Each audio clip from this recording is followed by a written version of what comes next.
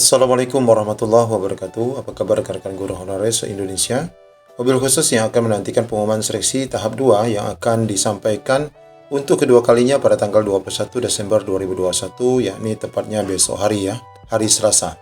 Nah, di sini ada 3 informasi penting terkait kelulusan tahap 2 yang bakal Bapak Ibu terima. Untuk itu, mari simak video ini sampai selesai. Sekali lagi bagi rekan-rekan yang baru menemukan channel ini, pastikan meninggalkan jejak dan menyalakan lonceng notifikasi agar selalu mendapatkan informasi terbaru dari kami. Selamat mengikuti.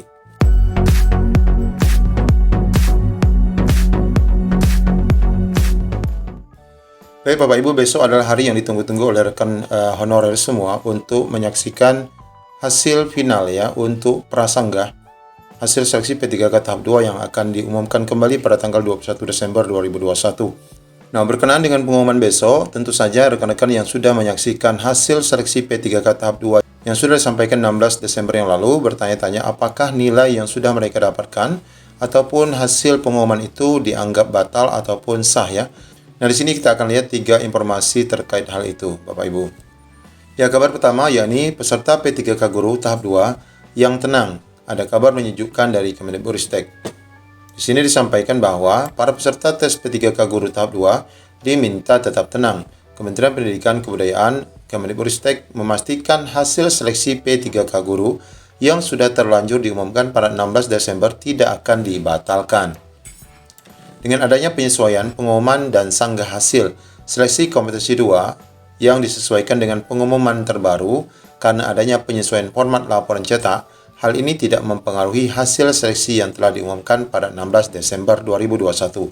Kami mengimbau agar pelamar tetap tenang dan selalu memantau perkembangan informasi melalui laman guru P3K Kemdikbud, kata Anang Ristanto, Pelaksana PLT Kepala Biro Kerjasama dan Humas Kemendikbudristek yang dihubungi JPNN.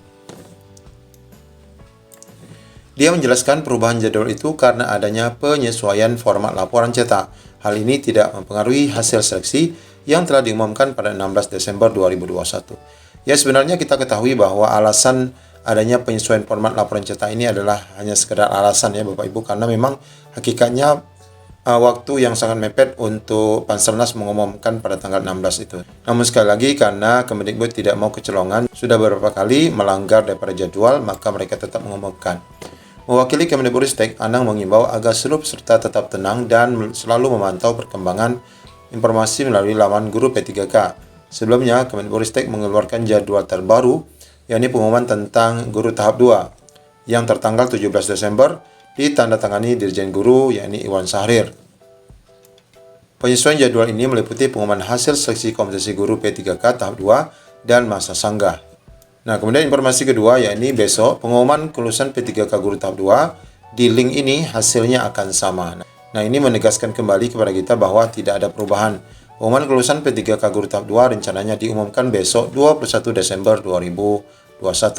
Pelaksana tugas Kepala Biro Kerjasama Humas Anang Ristanto mengatakan bahwa penyesuaian pengumuman dan hasil sanggah kompetensi 2 sesuai dengan pengumuman yang sudah disampaikan. Beliau menegaskan hal ini tidaklah mempengaruhi hasil seleksi yang telah diumumkan tanggal 16 Desember 2021. Di sisi lain, Novi Kurniaringrum, guru honorer non-K2 asal Kabupaten Purworejo, berharap ada perubahan dalam pengumuman besok. Ya Bapak Ibu, terkait dengan perubahan atau tidak ini tentunya 50-50 ya Bapak Ibu. Ada rekan-rekan yang memang menginginkan perubahan pada hasil seleksi P3K besok, dan ada juga yang sudah dinyatakan lolos tentu tidak menginginkan perubahan. Banyak rekan-rekan yang meminta agar Kementerian Pendidikan melalui Panselnas memberikan kebijakan yang berpihak kepada guru negeri ya. Karena pada hakikatnya pengumuman hasil 16 Desember yang lalu adalah ingin memberikan sebuah peluang kepada guru honorer yang berada di sekolah negeri, namun akhirnya mereka dikeluarkan dari sekolah lantaran ada guru yang berserdik.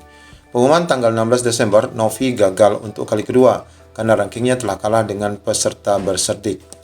Mudah-mudahan besok ada keajaiban. Barangkali pemerintah memberikan diskresi bagi guru honorer negeri yang lulus passing grade, tetapi kalah ranking atau tidak ada formasi, ucap Novi. Sebelumnya, Kemendikbudristek mengeluarkan jadwal terbaru pengumuman tahap 2, sebagaimana yang sudah kita sampaikan tadi. Ya, bagaimana dengan Bapak Ibu sendiri? Apakah setuju untuk dibatalkan atau tetap saja? Ya, silakan tulis ya di kolom komentar. Nah, informasi ketiga berkenaan dengan seleksi P3K ini, kita lihat Rekrutmen guru P3K dinilai melukai perasaan guru honorer. Ya, tentu saja ini perasaan guru honorer yang berada di sekolah negeri ya. Nah, di sini informasi dari Jawa Pos bahwa seleksi P3K untuk guru mengalami hambatan baik untuk tahap pertama dan kedua. Salah satunya adalah terkait pengumuman hasil seleksi P3K guru yang mengalami penundaan dari waktu ke waktu dari yang telah ditentukan akibat beberapa hal. Bukan itu saja, afirmasi yang minim khususnya untuk guru dengan masa pengabdian yang lama pun dirasakan tidak sesuai. Untuk itu, anggota Komisi 10 DPR yakni Ernino mengatakan bahwa ini menimbulkan kekecewaan yang besar atas rekrutmen tersebut. Tentu saja harapan yang besar itu akhirnya justru menuai kekecewaan yang besar pula bagi sebagian guru honorer karena mereka justru kesulitan menembus tes P3K guru.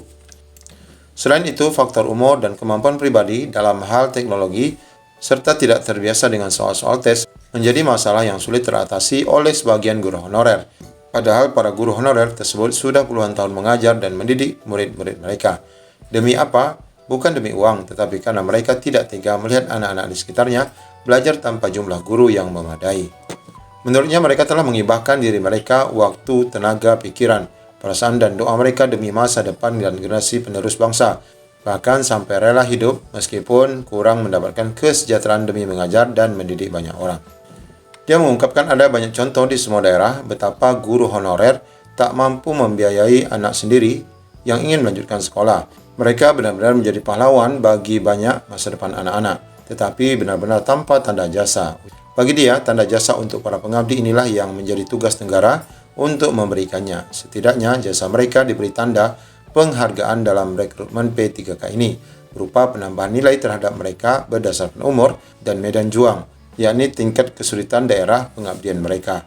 Tapi ternyata dalam rekrutmen P3K tahap 1 dan 2, afirmasi itu diberikan oleh negara sangatlah minim sehingga para guru honorer kalah bersaing dengan anak-anak muda yang memang kualitas hasil tesnya bagus walaupun pengabdiannya belum lama dalam dunia guru. Ya, benar sekali Bapak Ibu, banyak hambatan-hambatan yang dialami oleh guru-guru berusia lanjut, dan terlebih juga mereka adalah guru-guru yang berada di sekolah negeri. Ya, kita akan melihat apakah besok akan ada perubahan dari hasil seleksi P3K guru tahap 2 ini, apakah memang benar-benar tidak ada perubahan dan dinyatakan dapat diterima sebagaimana hasil 16 Desember. Nah, kita tunggu saja besok Bapak Ibu sesuai dengan jadwal. Ya, kita belum bisa memastikan pada pukul berapa pelaksanaan pengumuman itu akan di-launching oleh Kementerian Pendidikan. Demikian informasi singkat dari kami. Assalamualaikum warahmatullahi wabarakatuh.